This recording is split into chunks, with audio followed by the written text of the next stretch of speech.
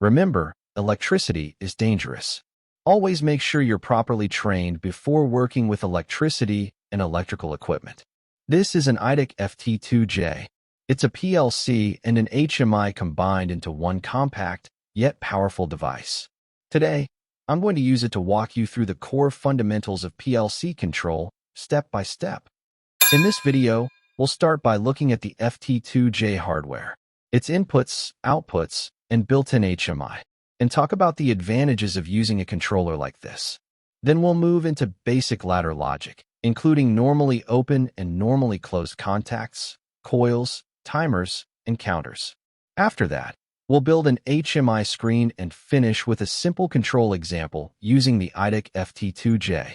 We are using IDEC PLC model number FT2J 7U22 SCFB. This particular model has 10 discrete, or digital, inputs that operate on 24 volts DC, and they can be wired as either syncing or sourcing. In addition, it has 4 more inputs that can be configured as either analog or digital, depending on your application. When used as analog inputs, they support 4 to 20 milliamps or 0 to 10 volts. If configured as digital inputs, they operate on 24 volts DC. On the output side, this PLC has 6 24-volt DC digital sourcing outputs, along with 2 analog outputs that can be configured for either 0 to 10 volts DC or 4 to 20 milliamps. The built-in HMI features a 7-inch display with an 800 by 400 pixel resolution. The FT2J has many more features and capabilities, but those are beyond the scope of this video. If you'd like to learn more about them, I've added a link in the description. So what are the advantages of the IDEC FT2J? Combining the PLC and HMI into one unit saves panel space and simplifies wiring. You don't need to purchase or integrate a separate HMI, which reduces cost and complexity. The programming environment is beginner-friendly, yet still powerful. It also supports Modbus and other communication protocols, so you can scale when needed. Overall, it's a cost-effective alternative to traditional PLC and HMI setups. The drawings I have been showing here are manufacturer reference drawings for learning purposes. In an actual project, you should always create your own complete control drawings specific to the application. I've added a couple of links in the description to help you create free drawings for the project you're working on. So how do we program this PLC? That is coming up next. For this programming example, I'm going to use a simple motor control circuit. A motor starter uses what's called a latching circuit, which keeps the starter energized even after the start button is released. This is done using a normally open auxiliary contact wired in parallel with the start push button. When the start button is pressed, the motor starter coil energizes and the auxiliary contact closes. That contact then holds the circuit on after the start button is released. The motor remains energized until a stop condition occurs. This can be pressing the stop button, which is wired in series, or an overload contact opening and removing power from the circuit. Keep in mind, this is a traditional relay ladder logic circuit using 120-volt control power. In our PLC application, the control voltage is 24 volts DC, so the output will be 24 volts DC instead. For the start and stop functions, we're going to program the HMI and use on-screen buttons instead of physical switches. For the M1 starter, which is a physical motor starter, we'll use output Q0 on the PLC. This output will energize the motor starter. Now for the M1 auxiliary contact, which comes from the motor starter, we'll use input I1 on the PLC. For the overload contact, we have a few options. Since the overload is already part of the motor starter, when it trips it opens the overload contact and de-energizes the starter coil, stopping the motor. Because of that, we do not have to use the overload contact in the PLC motor control logic. Another option is to bring the overload contact into the PLC as an input and use it for alarm logic. If the overload trips and the contact opens, the PLC can generate an alarm indicating the motor is in an overload condition. A third option is to use the overload contact as redundancy by including it in the PLC motor control ladder logic. In this example, I'm going to use the overload contact in the logic as a redundant contact. Now let's look at the programming software. Here I have the FT2J ladder logic software open. This is where you create your control program using basic ladder instructions like contacts, timers, and counters. The software also gives you access to more advanced instructions when your application requires them. On the right side, you can easily select and assign your inputs and outputs, making it simple to map the program to the actual PLC hardware. Overall, the software is very user-friendly and well-suited for both beginners and experienced users. Now, I'm going to show you the HMI software. This is where you select and place objects like push buttons and pilot lights, and then set the parameters that define their function and purpose. The library includes many options, such as charts, alarm lists, and alarm logs. The software is very versatile, and it allows you to customize the look and layout of the HMI to suit the application. Now let's start programming. Let's start with the HMI programming for the start and stop buttons, along with a pilot light for the motor. First, we select a push button from the library, place it on the screen, and then set its parameters. We configure it as a momentary switch and assign it to internal relay M0.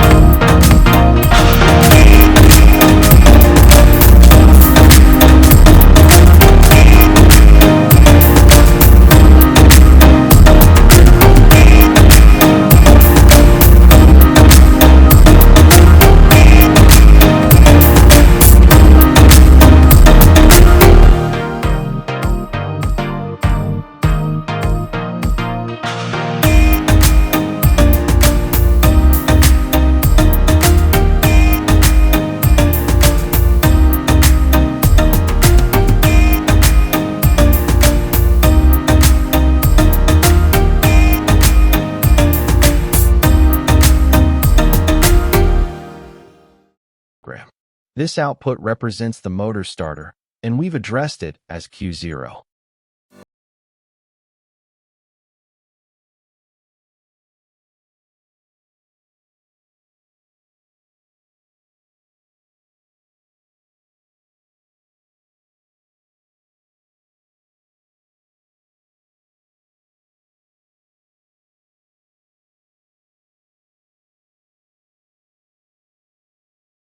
Since the start and stop buttons are momentary, we need a holding contact. Normally, this would come from an auxiliary contact on the motor starter. Since we're not using a physical starter here, I'm going to use the Q0 output contact as the holding circuit. Just remember, When you're working with an actual motor starter, you should always use the starter's auxiliary contact instead.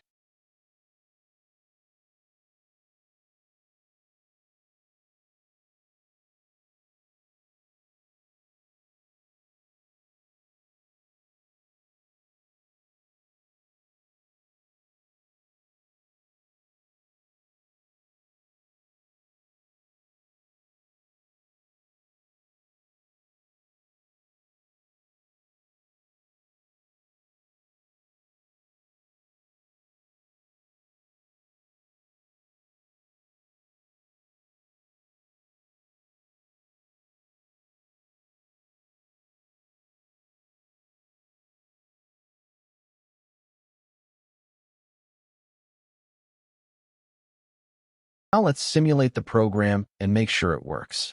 When we click the Start button, the output Q0 turns on and stays on. That tells us the program is working correctly.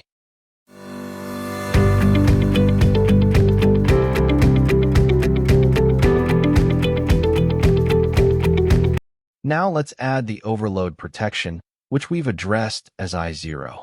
Since we don't have a real overload contact connected, we'll use it as a normally closed contact so it stays on. In a real application, the overload contact from the starter would be programmed as a normally open contact because it opens when an overload occurs.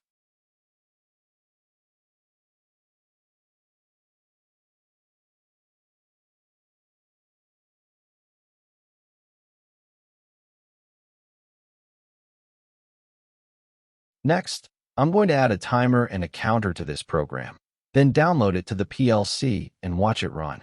Now, when the motor is running, I'm going to add a timer so the motor only runs for 10 seconds. This isn't something you'd normally do in a real application, but for this video, it's a simple way to demonstrate how a timer works. We'll use a normally open contact addressed to Q0, which represents the motor. Then we'll add a timer with a preset value of 10 seconds, followed by an internal coil addressed as M2. When the motor is running, the timer starts, and once it reaches the preset value, it energizes M2.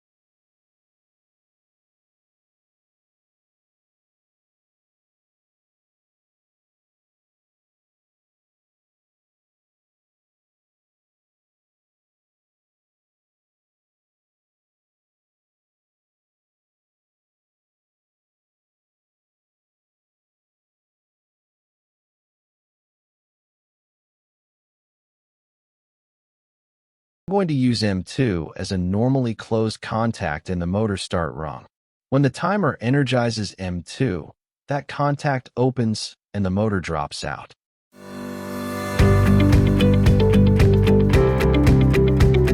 Next, I'll set up a counter so that each time the motor runs, the counter increments. To do this, I'll use the M2 contact, which indicates that the timer has reached its preset value. This allows the counter to track how many times the motor has completed a run cycle. I'll also add a reset button on the HMI to clear the counter. For that, I'll assign an internal contact addressed as M3 to reset the counter.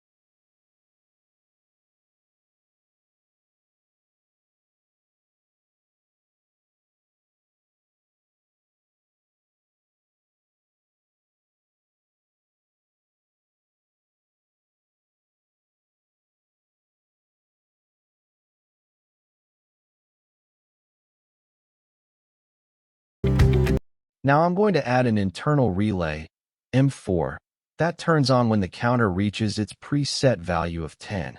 This means M4 energizes after the motor has completed 10 consecutive run cycles, with each cycle running for 10 seconds.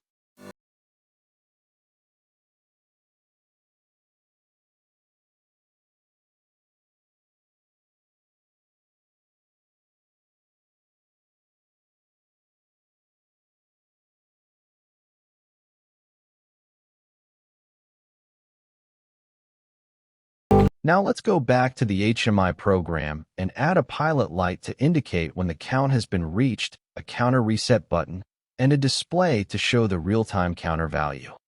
First, we'll add a pilot light and assign it to M4. This light will illuminate when the counter reaches its preset value.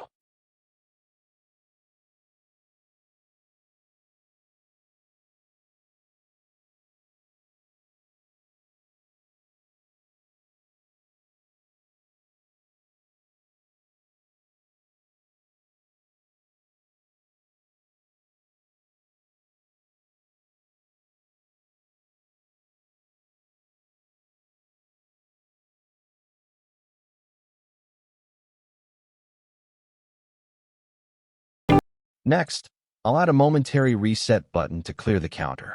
This button will be used whenever we want to reset the count back to 0, and it's assigned to internal relay M3.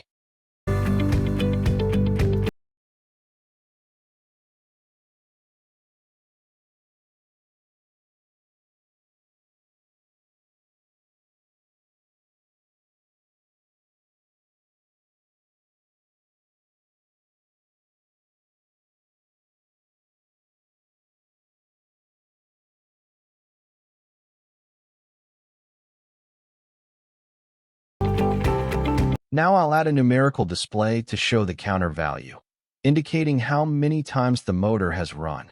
To do this, we'll select a numerical display from the data display options, and for the display address, we'll use the CC000 register, which holds the actual counter value.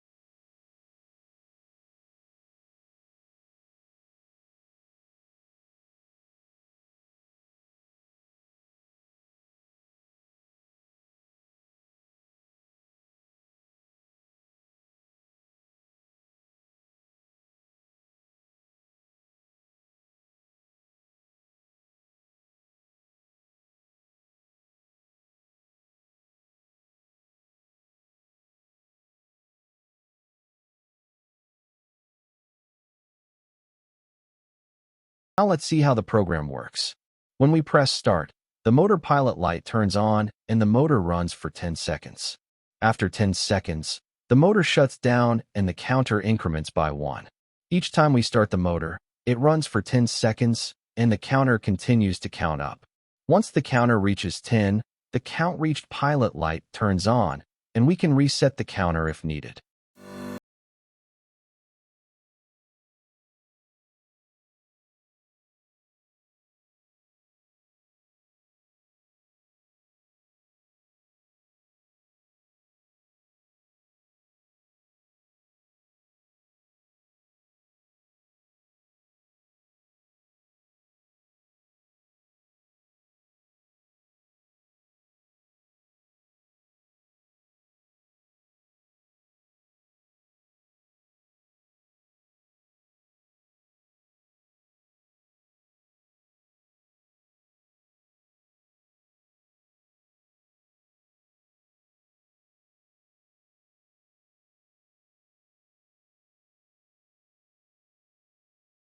In this video, we walk through a complete PLC and HMI example using the IDEC FT2J, from inputs and outputs to basic ladder logic, timers, counters, and HMI programming. The goal wasn't to build a perfect machine, but to understand how these core concepts work together. If this helped you better understand PLC control and HMI integration, give the video a like and consider subscribing for more practical, real-world PLC and electrical training. I'll see you in the next one.